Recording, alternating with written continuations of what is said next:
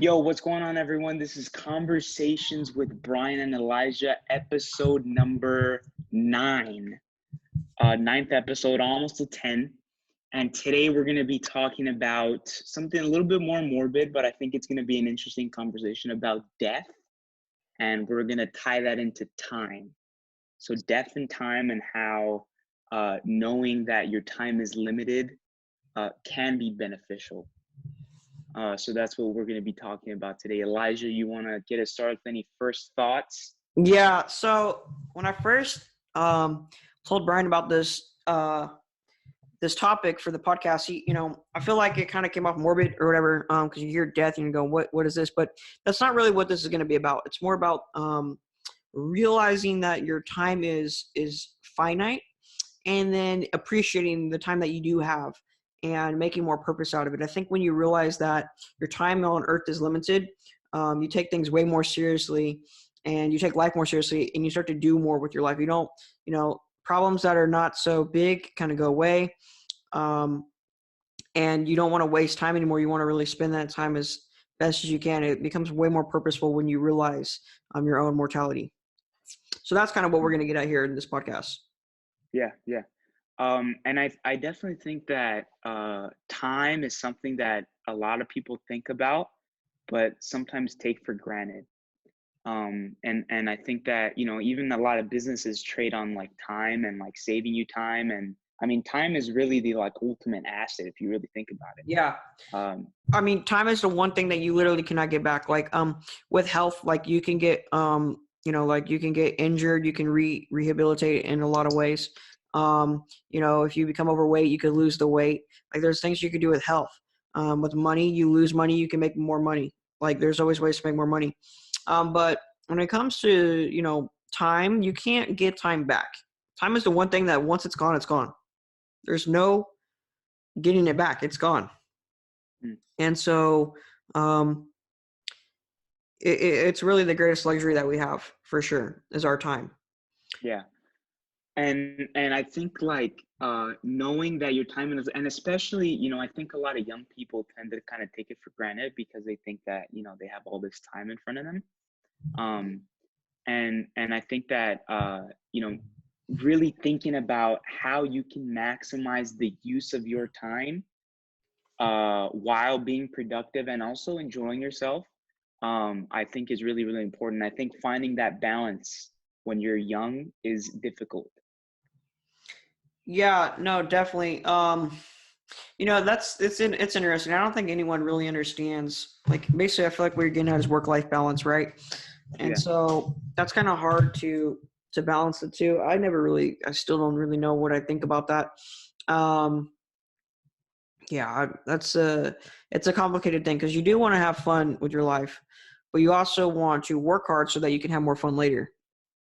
Like that's kind of what self-sacrifice is, that if I don't do this thing now, I will have a higher reward in the future. And so and I think the people that truly have the gift is when they find the fun in working hard. And I think that's really like the overlap that can really make your time more effective if you find that fun in working hard, which, I mean, I guess some people call your passion or your calling, right? But I don't know. I think that, and we're kind of deviating a little bit from, time is limited, but I'm curious what you think about, does everyone have a passion, or are there people that just can't seem to at least find their passion? Because you hear a lot of this talk of, find your passion, do your passion. But I think there's a lot of people out there that like can't seem to find it, and maybe that's leading to them thinking that they don't have a passion per se. Yeah. So basically the question is, does everybody have a passion, right? Yes. Yeah. Passion. I don't really know how I don't really have any like kind of knowledge to base my answer off of. I would think, yes, everybody does have a passion. And I think that it's just hard to discover, though, and I think a lot of times too, passion, right, doesn't mean that everything you do is going to just be absolutely fun. There's still things that you're going to hate. I'm very passionate about medicine and business and whatever. But, I hate doing the legal paperwork. I hate, doing stuff like that. But I still love passion. So I think my theory that comes to mind right now is that maybe a lot of times when people are trying to find their passion, they try something, then they find something they don't like about it, and then they think, oh, well, that can't be my passion then because I didn't like a certain part, which is not the case. Maybe you still love the thing, but there's going to be parts of it that still suck. And I think that you just have to realize that. Does that make sense what I'm getting out there? Yeah. And so, I think that to best find your passion, you got to try a lot of things, and you got to realize that, some things are going to suck, but ultimately, if it's something that you love, then it's going to be better. It's going to be beneficial to you to find that. Yeah. And then I think to kind of build on top of that and getting back at this time is limited idea. I'm curious about like this whole productivity complex that people have, right? Like, how they feel when you do productive things, right? And so I don't know, I kind of want to push the definition of productivity a little bit. And I don't know, I think that I find a lot of different things productive, right? Productivity doesn't necessarily mean that you pull out a piece of paper and you start writing things, right? I think of like, hanging out with my family as being really productive, hanging out with friends as being really productive, because, I'm building those relationships.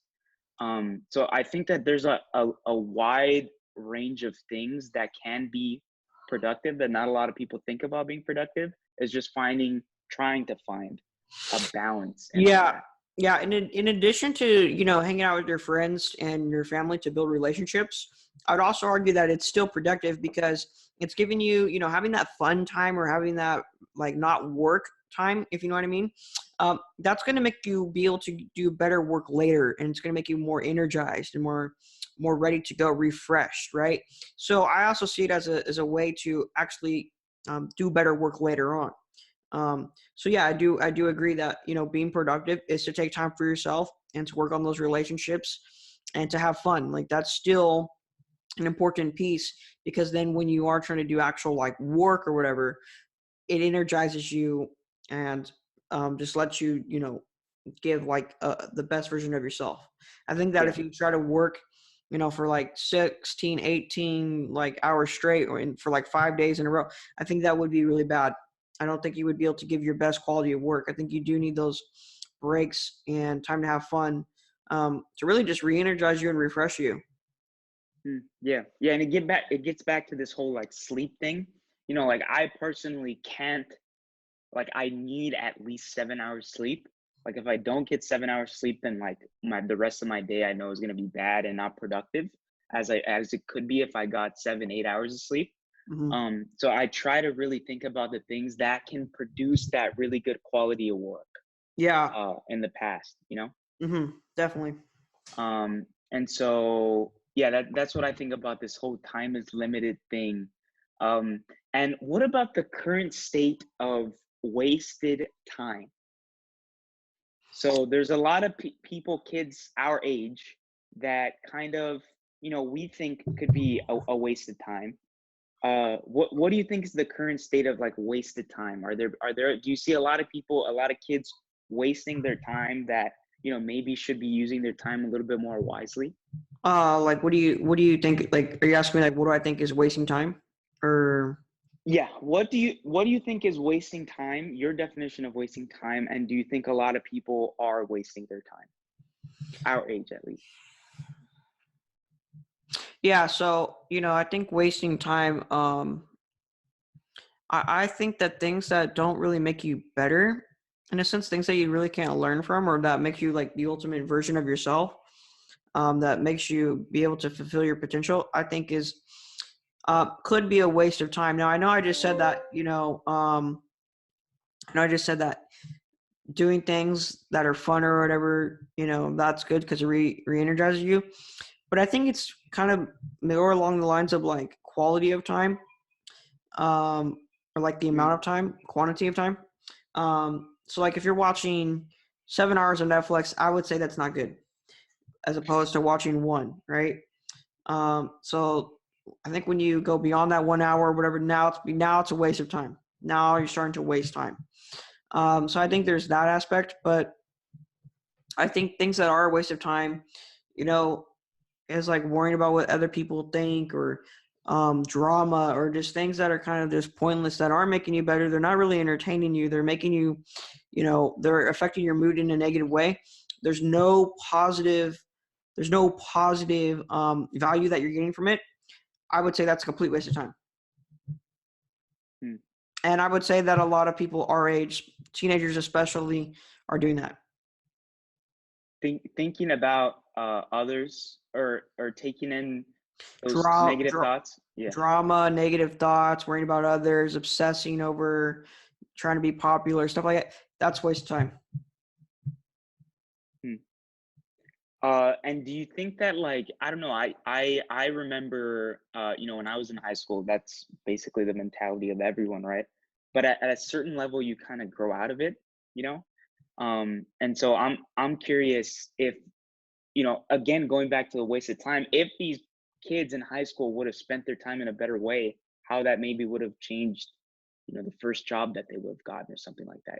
I think a lot of people think about, like, that's just high school, that just kind of, you grow out of things like that. But I think a lot of times it can change your path, So interesting. I've been thinking about this, and I was telling a friend yesterday, some people are never going to be better, like, when they get older. Like, they're, becoming mature isn't an automatic thing, right? I used to always think that, oh, well, when someone becomes like 40, they'll be different. Like, no, that's in my opinion, I don't think that's the case. I think that maturity is something that you go as far as you're going to go. Like, people aren't going to get smarter unless they choose to. Like, I always thought, like, well, after high school, people will just naturally get smarter. Like, basically, the path to greatness is natural. It's a natural climb. That's just not the case. Some people are going to stay exactly where they are as when they were in high school. And that scares me. And I would be terrified. But you can change that. Anybody can change that if they just put in the work, in my opinion. And so, do you hold that same belief that, like, greatness is not a natural climb, but it's something that you have to work on? It's just not natural to happen? 100%. I think, especially I think having those root kind of ideologies and beliefs in high school. There's this thing where, like, if you're in middle school, if you're an F student, well, I'll just actually really try in high school and I'll get straight A's. It's extremely difficult to go from an F student to an A student. And so, especially in high school, if you have that same kind of thought process and mentality and you don't change it, it will continue to, survive in you, until you choose to engage in different experiences that change that. Yeah. No, I agree. Yeah. Yeah, it's definitely not natural, but see, now this full circle comes right back.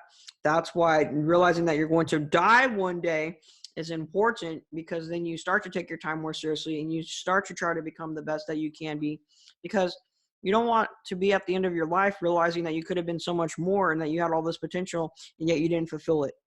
All right. That, like, the ultimate failure is not trying. And I think that's why it's important to realize that, yeah, your time is finite, that's why every single day you got to go as hard as you can, because, like, dude, you can get hit by a car tomorrow.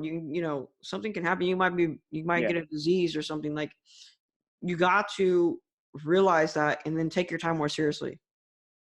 Yeah. No, 100%. I think that's exactly spot on. And a lot of people take it for granted, and I really, really try my best to kind of make sure that every day I kind of did something, something productive. Yeah. And 100%, I think a lot of people should have the mentality of, they need to do something productive every single day. And again, right, it's not just taking opening up a Word doc and typing things out. Yeah. It's productivity is a wide range of things. Yeah, exactly. So, I feel like this is a perfect time to kind of tell my unique perspective, I think, on this. And honestly, before I say this, I want to make it clear, because a lot of people they try to use this as a way to explain me. And I really just don't think it's accurate. But because of the disease I have, the average lifespan is 25. So I'm 18 right now. I'm like, I'm not supposed to be alive in a few years, right? That's the average lifespan. And so a lot of people say that, well, because of that, that's why you try to do a lot of things now, but that's just not the case. Like for me, it's more about trying to help others. It's more of a altruistic type of foundation. That's where that comes from. But because of that, I guess you could say it's gotten me to think more seriously about my life, and to kind of grow up faster. Because when you realize that you're not always going to be here, you just do things different. Like going back to the original statement, like caring about people's judgments and like little things like that, they just don't matter as much, right? They just don't matter as much. Every single person's gonna die. You're gonna die, and so it's like those little problems. They don't matter as much. You don't worry about things as much, but you do tend to focus on things that do matter, such as the relationships in your life, what you're doing with your life, stuff like that. I think, and that's been my perspective, and I think I'm very credible on this because, I'm not supposed to be alive in a few years. I don't think that'll be the case though, because I have a lot of confidence that we're going to cure this disease and other diseases. But yeah, I just, I think that, I think it's a really important thing. Yeah. Yeah. Yeah. Go ahead. No, do it. No, go ahead. Okay, fine. There was a quote that I heard the other day that was saying how death equalizes everything and everyone. Yeah. Meaning that it really, you could die the richest person in the world, or you could be, lower class, and both of them are dead. It equalizes everyone and everything, right? So it really boils things down to, okay, who was a better person? How did they build relationships? Who were they altruistic? That, those core essential things that aren't necessarily materialistic or monetary. Yeah. It's those, yeah. So I'm curious, and you don't have to say if you don't want to, but have you ever read the book of Ecclesiastes, which is in the Old Testament of the Bible? No, I haven't. Have you ever heard of it? I haven't heard of it, no. Yeah, so it's interesting. Whether you believe in the Bible or not, you think, there's God, there's whatever. I think that there's a lot of knowledgeable things in it, in other religions too. Like it's kind of relating to philosophy in a way. I think you would agree with that, right? Yep. Yeah, 100%. Anyways, Ecclesiastes, I'm not no expert or whatever, but it's interesting because in Ecclesiastes, he basically talks about all that. It's written by, I believe, King Solomon, who the belief is that he had a bunch of stuff. He had all the fame. He had tons of women in his life. He had tons of power. He had, he had basically everything that you would, want. Yeah. And he basically, his whole conclusion was that we're all going to die. Everything has happened under the sun. That's a common phrase he uses. And we're all going to die. It doesn't matter what you do because eventually you're going to die. Like it's kind of like a real morbid thing, but his conclusion is that all that matters in life is to serve God. Now that's the biblical view, and that's the religion part of it. But I think it offers a lot of deep meaning that he came to that realization that even if it's true or if it's not true, the fact that someone is saying that a lot of things in life don't matter. Really, your relationship matters, whether that's God or whether that's people. That's kind of the secular view that I'm taking on that, to kind of give it to a broader audience. Does that make sense what I'm doing with? Yeah, 100%. Yeah. But I think it's really interesting, that if he actually wrote it and all that stuff is true, I mean, that's very interesting. And if he didn't write it, people in the ancient past have already came to that conclusion too. And so it's still true today is what I'm saying. And I think that's really interesting. I think that's what's so great about philosophy too, is like a lot of things that were in the past, they still stand true today. They survive the test of time. Yeah. Universal truths. Yes. Yeah. Yes. So I think that, that story definitely perfectly ties into how, death equalizes everything and it doesn't really matter per se. It's just the essentials, right? Which I think is motivating in a sense, right? Because, well, I'm saying motivating in the way of, it kind of equalizes everything, because you really just truly have to care about the essential things, going back to like caring about what others think per se, or those negative thoughts that people have at you. I mean, it kind of just boils down to like, okay, like, at some point everyone is going to die, so I should choose to spend my time wiser and not care about those kinds of things. Definitely. Yeah, definitely. Like death puts things in perspective. It really puts things in perspective. It really gives meaning to a lot of things, Yeah. Like, okay, put it this way. If you're watching a TV show, all right, and this was your last day on Earth, ask yourself, would you really want to be watching that TV show? Right? If you only have 24 hours to live, do you really want to give 2 of those hours to a TV show that you're watching? Maybe it's your favorite TV show. And if the answer is yes, then great. Watch that TV show. But if it's like, wow, there's so many other things I want to do with my time, then you can kind of see my point here, right? That it just doesn't matter as much. Let's put it in another perspective. You have 24 hours to live. Someone drops you a hate comment. Would you want to spend 15, 30 an hour obsessing? Oh my gosh, I can't believe they said that about me. Why would they say that about me? Or would that just be a waste of time if you only got 24 hours left to live? Right? You see how this finite time, this not unlimited amount of time to live really puts things in perspective, really makes you understand what matters and what doesn't matter. And I think that's a really great test.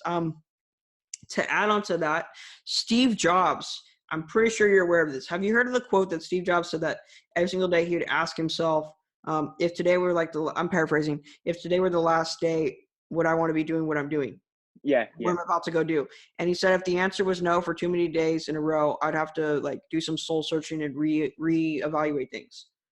And that's a man who accomplished a lot, right? So I he was big on death too, right? He was big on realizing that your time is finite. And look at what Steve Jobs did. He did a lot. Yeah. And I think that question is powerful, that not a lot of people ask themselves every day.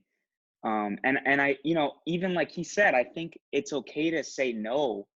But if you have no to that question over and over and over, then definitely have to reevaluate something. But yeah, 100%. I think that really shows the importance of death per se, in realizing that it's the true motivation to do things and boil things down to the essential things. Yeah, definitely. You could view death as the most scary thing ever, and like you could view it in a really negative light, or you could view it, I can't believe I'm going to say this, but a positive, right?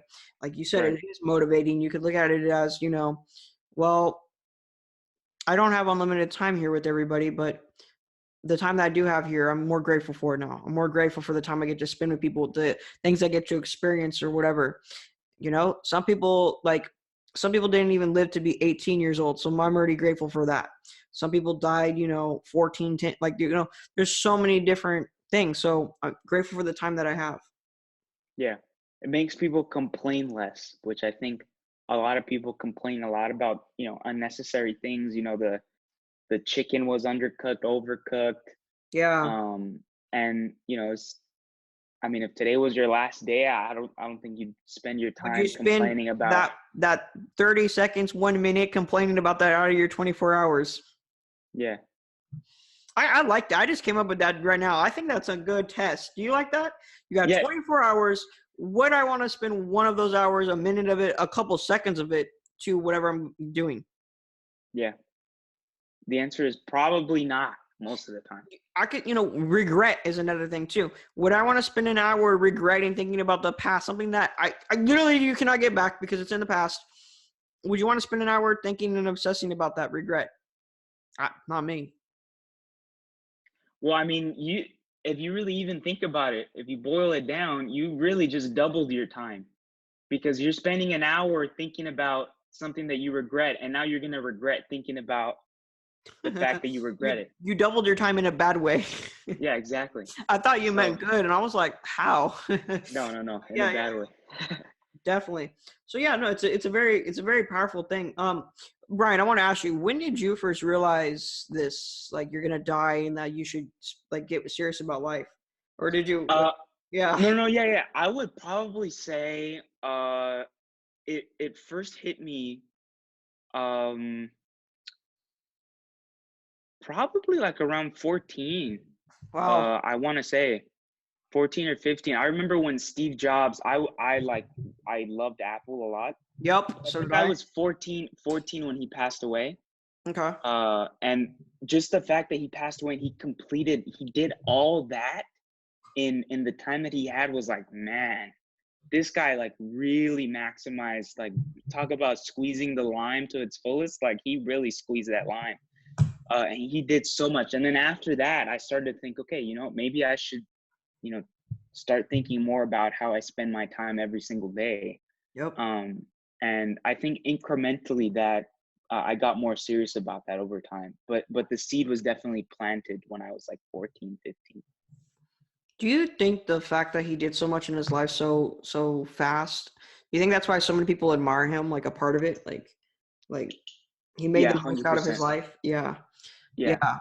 No, that's interesting. But yeah, I guess I'm in a similar boat. When I was 15, well, actually, I don't know when I realized I was going to die, because, like, this is a little bit different. I'm not really sure. But when I was 15, that's when I read that my lifespan I'm basically supposed to be dead in like the next decade, right? So when I was 15, I read that, the average lifespan with the person with Duchenne is 25. And so when I read that or whatever, that's what led me to start a nonprofit and the whole journey and all that stuff. But that's when I first realized, and I guess that's when I got real serious. Like, okay, I want to do something with my life. Like, I don't want to waste any more time or whatever. Yeah. Yeah. Max out that time, max out those, what I am given. Yeah. And I think that that's important. A lot of people should think about that more, for sure. Mm-hmm. Mm-hmm. It's a powerful tool. But yeah, man, like I think it's just how you view it. Yeah. And everyone has different perspectives, I think, on death and how they view time. Because I think a lot of people, unfortunately, are just spending their time just trying to survive. Yeah. Like just working for monetary reasons because they need to pay the bills. But hold up a second. Do they need to? Okay, I agree with you that there are those, but is it some people are buying stupid things that they don't need, so then they have to work, You know what I'm saying? Like yeah. So there's that too. Like, you don't need to buy Jordans, every single new pair just to impress some people. That's stupid, and that's gonna make you work a bunch of hours, which then takes away time from your overall lifespan. Yeah, no, 100%. I think everyone has, like, call it 10-20% of things that they buy that they don't necessarily need. Yeah, probably more. That if they were to take that out of their lives, that could free up a lot of monetary space per se, and time, right? But I don't know. I'm curious what this whole quarantine thing is gonna do to mental health and kind of how people think about things, because now people have time to think about death. I got a point on this. I got a really big point. I think that this coronavirus, this quarantine period, I think it's exposing a lot of people, including me, that how shallow we have become, right? The stuff that we talk about and do. Like right now, people are like, well, there's nothing to talk about, which is interesting because it's like, well, what have you been talking about, when we're not quarantined? And, it's stuff that probably just doesn't matter as much, right? Like we never really get deep anymore. We never really talk about like intellectual things. We kind of just surface level, like you see this actor, you see this new movie, the sports. I love sports. I love movies, but you know what I'm saying, right? It's just like, really shallow. We got really surface level. Our conversations are weak. And right now we can't have conversations anymore because none of that stuff is happening, which makes you wonder, we need to do some soul searching. We got to realize we become shallow. And I don't think that's a good thing. I think being shallow is a bad thing. I think we definitely need to get deeper because I think it really makes you understand yourself and the world better. Yeah. Would you agree with that? Yeah, 100%. And I think that quarantine is gonna expose a lot of things, because now people, like I said, have time to think. There's this other quote. I like bunch of quotes all the time. I'm not sure if you agree with this or if I necessarily agree with this, but it was said that poor people don't have time to be depressed per se, because they're always working all the time. So if you're working 18 hours a day, you just come home and you sleep, and then the next day you work 18 hours a day. You don't really have time to unpack all those kind of thoughts that you're having, because you're always working, you know? And so I think now that kind of the world is kind of stopped and people have time to think and unpack all those thoughts. Yeah. I think that's going to lead to a lot more things being exposed that were already there, you know? And so I think that there's going to be a lot of different things that come out of this. Yeah. When it comes to depression, I always, because like I feel like there's two types of depression, right? There's like, depression that just happens, that's kind of like your mood or whatever, and then there's like clinical depression, like the imbalances or whatever. And I don't think we're talking about that. We're not talking about the second one. We're talking about the former. When it comes to that, I mean, to me that would make sense. I haven't really thought too much about it, but just at first glance, just as hearing that, I mean, yeah, dude, if you're always working, you're always distracted, how could you get depressed? Yeah. Yeah, because sleeping, so yeah. Because I mean, getting depressed, I would think, is, you're thinking a lot about, your situation, your environment, if we're not talking about the chemical imbalance one. Yeah. And so, now that people have time to think, it's like, well, shit, like, you have a lot of things to think about, Yeah, definitely. And I think with the coronavirus too, it's making people more, in a sense, probably not younger people, but it's making people think more about their mortality. They do have to think about dying or whatever. And speaking about time and whatever, I was talking to my teacher, my senior teacher. I was talking to him, and there's no sports, no movies, there's no really entertainment or whatever. You can't really go anywhere. You can't really hang out with your friends.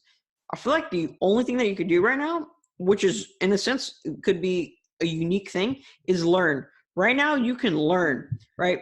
All the time I say, hey, you need to read books, like you should read more, whatever. People always say, I don't have time.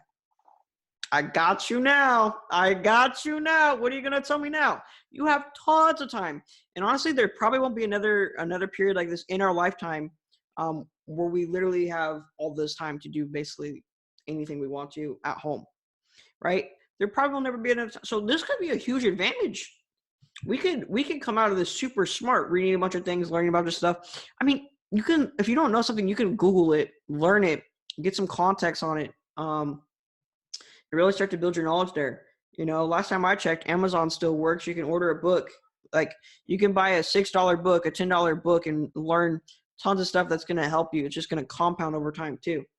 We spend what, $15-$20 on like Netflix or whatever. How come you can't buy a $20 book that's going to pay dividends throughout the rest of your life? I like that line. That was a good line. I like that. That's a really good point. Why aren't we doing that though? No, yeah, I think the whole quarantine is gonna boil things down to essentials, right? Like, for example, I think people are realizing. I realize I have way too many shirts that I like don't wear, So like I think people are gonna be like, man, like I have too many shirts. I have way too many pairs of jeans. I think now, getting a little bit broader, like brands. I mean, if really people would buy like Versace in order to wear it out in public, but now I mean they're quarantined in their own houses. Like, what's the point of having Gucci or Versace if you're quarantined in your own house? So that just exposes that. I have never thought about that, dude. I've never thought about that until now. That's a great point. Like, basically what you're saying is like you buy the brand name to impress people, to go out in public, look at me, but you can't do that now. you can't go out in public, so you can't flash your new brand shirt or whatever. You can't do that. And so that makes you think like, how would people choose to buy clothes right now? They'd probably not be buying the expensive brand name stuff just to impress people. There's no point. You can't impress no one. Yeah. I mean, a regular cotton shirt is like, sufficient now, but as soon as the world opens up, we have to be buying brand name stuff. And I'm curious what the effect of that is going to be, that people start to think about that. Because I mean, when people pick an outfit, right, they're really picking an outfit based on what other people are going to think about that outfit, right? But I mean, if you're quarantined by yourself, it's like, or with your family, I mean, you really don't have people to impress per se. And I'm curious what that effect is going to be on spending on brands in the future. If because people realize that if their brand name is going to go down in a sense. But I'm not sure. I'd be curious to see where that goes. Yeah. No, I think that's a great point. I basically think what we're getting at here is that a lot of things that we did in our life, this is kind of waking people up to realize what really matters. This quarantine is making people realize what really matters. The essentials, the important things of life, not the nonsense that what I would call a waste of time. Yeah. And sort of, I mean, the quarantine can be, I guess, similar to death in the sense of like quarantine, everyone is quarantined, like rich people, poor people. Yeah. Like it equalizes everyone and it makes everyone think. Money can literally not save you right now.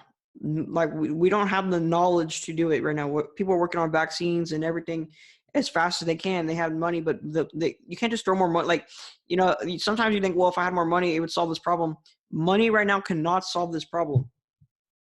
Yeah. The virus doesn't discriminate if you're rich, poor. Your fame cannot solve the problem. Yeah, it's true. It doesn't like none of like. It's making us go back to being human, like bare human again, like what you're born with, right? Yeah. And I don't know if that makes sense or not, but like, you won't, well, unless you're like a son of a billionaire, but you're not born super rich. You're not born super famous. It's your original state. Everybody's kind of at their original state right now, just trying to survive. And so like that makes you think, like going back to Ecclesiastes. I want you to check that out, by the way. It's only a couple chapters. I want you to check that out and read it because you're, philosophical, and I want to know what you think about it because I've been thinking about it a lot. What really matters in life, right? Because the author of Ecclesiastes says that, well, it's to serve God. Okay, that's the the biblical point of view. But you could take the secular view of like relationships, right? Your relationship with God, relationship with people. Okay. Yeah. What really matters? Because if it's not fame, if it's not wealth, if it's not, is it happiness? But I mean, happiness comes and goes. Like, what really does matter in life? I think that's, well, go ahead. Well, I was just gonna say, I think it equalizes everything once you realize that, Yeah, I mean, no, it's really deep, like this whole virus thing. Like, if you really think about it, but yeah, so some very interesting stuff, dude. Some very interesting stuff. Yeah. Yep, I agree. Do you have any final thoughts? I know we kind of deviated. Well, I have one last like segment real quick that I want to get into, and then we'll close. But I don't want to get too much into like the economy and the businesses and all that stuff. More of like the personal like philosophy of people, since that's kind of what we're on here. Yep. What is life like after COVID-19? What do people think about afterwards? Do you think that they thought so deeply and they're like serious right now, but do you think that afterwards, do you think they're just going to go back to how they were pre-COVID-19? Or do you think that they are going to live the rest of their life more seriously? Or how do you think that's going to look? Like, for example, like I read a statistic, they're talking about church. After 9/11, like church, people going to church went way up. And then 6 months after, like people just stopped going again. Like they just kind of like, okay, whatever. Do you think that we're going to have that same kind of mentality? Like, let's take life seriously. And then like a couple months after COVID, they're like, whatever, go back to, trying to impress people, worrying about dumb stuff, like stuff like that. What do you think? Yeah, I think that that's exactly right on. I like to think that, the people that are of age that are experiencing this um, will carry that kind of, I guess, chip on their shoulder for the rest of their lives and not necessarily take things as for granted. But I think at some level, I think people forget and they just move on, and whatever they learned from this, unfortunately, they'll just kind of forget about it, you know? Yeah. And I definitely think, once, you know, the quarantine is over, and, say 6 months after that, people are going to, think deeply about things, and, not try and buy those expensive brand name things. Cause I mean, at the end of the day, it doesn't really matter. But, I think I want to say a year after all this is done, I think things are just going to be back to normal. Mm-hmm. And all those bad negative thoughts, I think, will continue to, unfortunately, live on. Yeah, I would have to agree with you just based off of what I know about like behavioral science. But I mean, I wish it was different, and I really hope that if someone's listening or watching this, don't let this go to waste. Don't let your suffering go unused, but use this suffering, right, to make your life better and to empower others. Remember this. Remember what this has done, and remember like to think deeply about these things. And then I think that will help you with the rest of your life. I think your life will be much better if you do it that way. But if you just let this go to waste and all this sucked out to stay home and whatever, I think you're just wasting suffering now. You're not using the suffering. And that's a real thing. Like, I really believe in using your suffering. Or you can let your suffering go to waste and just rot away and it sucks and it's all negative, blah, blah, blah. Or you can use it for good. And honestly, like, it'll pay dividends for the rest of your life.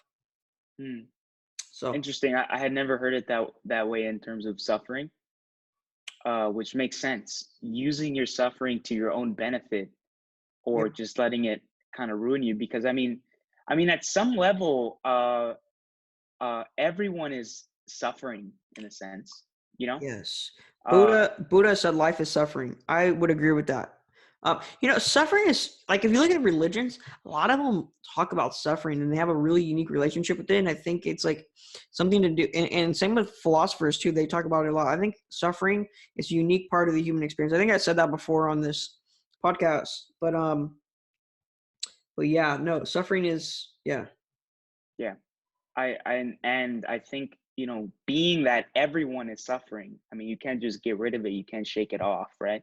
Mm-hmm. So at least use it to your benefit to propel you forward instead of push you back. Definitely. Which I think is an interesting point for sure. Definitely. So yeah, no, we can totally get into that. That's like a whole nother podcast, but we should definitely do that, talking about suffering, because I have a lot to say on that. Yeah. But yeah, any last thoughts? No, I think we covered pretty much all of it. Death is the great equalizer. Time is limited. And I think COVID-19 is definitely Helping helping us realize people. that. Yeah, Yep, for sure. definitely. All right, then that has been episode 9, Conversations with Brian and Elijah, and see you later. See ya.